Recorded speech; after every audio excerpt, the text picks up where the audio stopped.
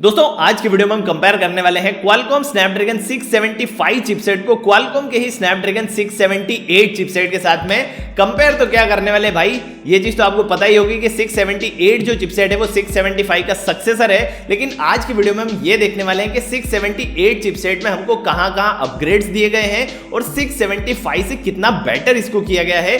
675 chipset की अगर बात करें तो Redmi Note 7 Pro के अंदर हमको मिला था, Vivo U20 के अंदर भी आई थिंक 675 चिपसेट आपको मिला था, और 678 की अगर बात करें तो Redmi Note 10 के अंदर आपको मिलने वाला है Snapdragon 678 चिपसेट। तो आज की वीडियो में देखते हैं भाई कि 678 675 से कितना बेटर है। फटाफट से कंपैरिजन को स्टार्ट कर लेते हैं, लेकिन कंपैरिजन को स्टार्ट करने के पहले लाइक टारगेट सेट कर लेते हैं। लाइक टारगेट रखते हैं मात्र 400 लाइक्स का, आई होप आप कंप्लीट कर दोगे। फटाफट से वीडियो को स्टार्ट करते हैं। मेरा नाम है यश और प्रोटेक विलेज चैनल में आपका स्वागत है।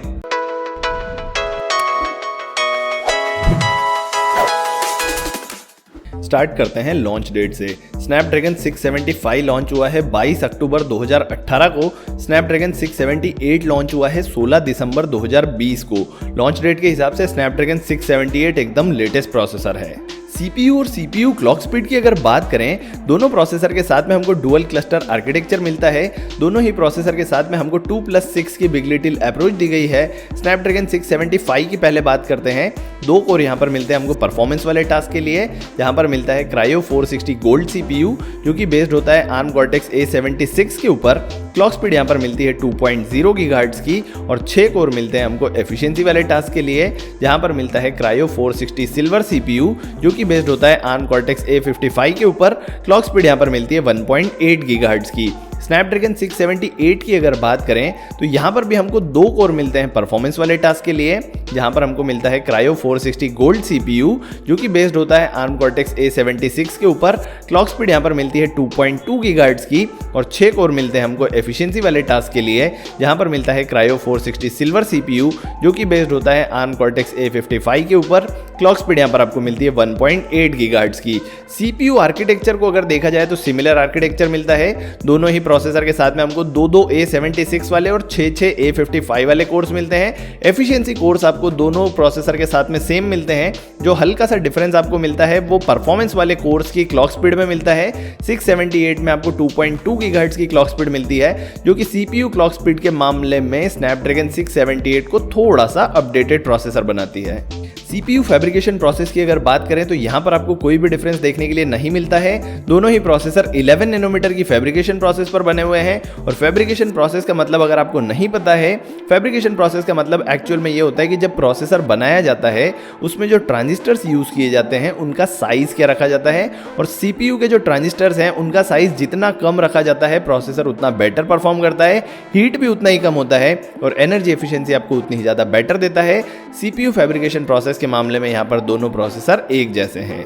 CPU आर्किटेक्चर एंड कोर्स की अगर बात करें तो दोनों ही प्रोसेसर 64 बिट के ऑक्टा कोर प्रोसेसर हैं, यानी कि दोनों प्रोसेसर में आपको टास्क डिस्ट्रीब्यूशन के लिए और मल्टीटास्किंग के लिए 8 कोर मिलते हैं।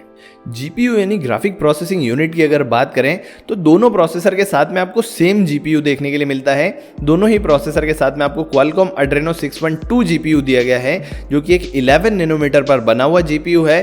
परफॉर्मेंस आपको डिसेंट दे देता है। और क्लॉक स्पीड की अगर बात करें तो दोनों ही प्रोसेसर की जो क्लॉक स्पीड है उसके बारे में कोई भी जानकारी अवेलेबल नहीं कराई गई है, लेकिन परफॉर्मेंस यहाँ पर आपको सही मिल जाती है। 678 के अंदर मेरे हिसाब से थोड़ा सा ओवरक्लॉक GPU आपको मिल सकता है, और गेमिंग की परफॉर्मेंस आपको स्नैपड्रैगन 678 में थोड़ी सी अपडेटेड मिल सकती है। रैम सपोर्ट की अगर बात करें तो यहाँ पर आपको कोई भी डिफरेंस देखने के लिए नहीं मिलता है। दोनों ही प्रोसेसर के साथ में आपको डुअल चैनल LPDDR4X रैम का सपोर्ट मिलता है।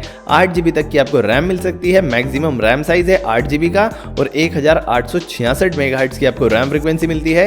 रैम सपोर्ट के मामले में भी आपको कोई भी अपग्रेड नहीं दिया गया है। स्टोरेज सपोर्ट की अगर बात करें तो यहाँ पर भी आपको कोई भी डिफरेंस देखने को नहीं मिलेगा। दोनों ही प्रोसेसर के साथ में आपको eMMC 5.1 और UFS 2.1 वाली स्टोरेज का सपोर्ट मिलता है। स्टोरेज सपोर्ट के मामले में भी आपको कोई भी अपग्रेड नहीं दिया गया है।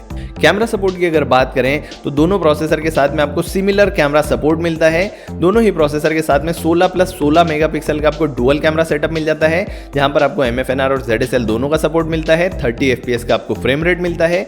सिंगल कैमरा की अगर हम बात करें, अगर 25 मेगापिक्सल तक का सिंगल कैमरा यूज किया जाता है तो वहां पर आपको MFNR और ZSL दोनों का सपोर्ट मिलता है। 30 FPS का आपको फ्रेम रेट मिलता है। 48 मेगापिक्सल तक का अगर कैमरा यूज किया जाता है तो वहां पर आपको फिर ZSL का सपोर्ट नहीं मिलता है भाई, वहां पर केवल आपको MFNR का सपोर्ट मिलता है। और मैक्सिमम कैमरा साइज दोनों प्रोसेसर के साथ में आपको मिलते हैं 192 मेगापिक्सल तक के। कैमरा सपोर्ट के मामले में भी स्नैपड्रैगन 678 के अंदर आपको कोई भी अपग्रेड नहीं दिया गया है। वीडियो कैप्चर रिजोल्यूशन की अगर बात करें तो कहानी यहाँ पर भी भाई वही है। यहाँ पर भी दोनों प्रोसेसर एक जैसे हैं। दोनों ही प्रोसेसर के साथ में आप मैक्सिमम 4K वीडियो रिकॉर्ड कर सकते हैं। 2160 पिक्सल्स वाले 4K ultra HD video 30 FPS पर, 1080 पिक्सल्स वाले फुल HD प्लस वीडियो आप रिकॉर्ड कर सकते हैं 120 FPS पर, और 720 पिक्सल्स वाले HD प्लस वीडियो आप रिकॉर्ड कर सकते हैं 240 FPS पर। हल्का फुल्का आप उसको स्लो मोशन में भी कन्वर्ट कर सकते हैं। वीडियो कैप्चर रिजोल्यूशन के मामले में भी 678 के साथ में आपको कोई भी अपग्रेड नहीं मिलता है।